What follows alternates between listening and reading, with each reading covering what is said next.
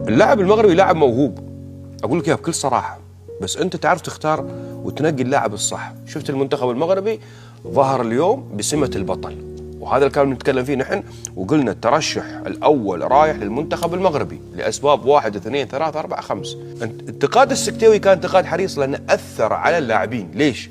وصل الملعب متاخر، فتره الاحماء قلت، فبالتالي كان خايف من اصابه اللاعبين بعد دخول المباراه، لان انت تحتاج فتره احماء نص ساعه تقريبا قبل المباراه، نص ساعه في الملعب انك تحمي تقريبا نص ساعه الى 35 دقيقه ل 40.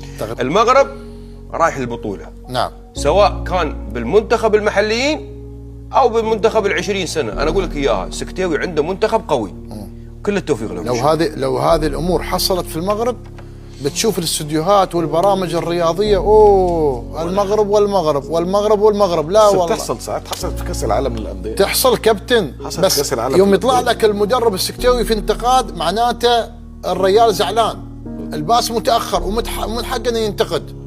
طبيعي، من حقه يا اخي كمدرب يا اخي. انت عارف حصلت في كاس العالم للانديه اللي فات ده. نعم في صحيح. أمريكا. نعم اكيد حصلت. ممكن نعم عبد الله بعد انت لا تنسى، يمكن اللاعبين يبغون يدخلون في ارضيه الملعب، يشوفون اجواء الملعب، يشوفون اجواء الجماهير، بعد هذا كله عامل مؤثر.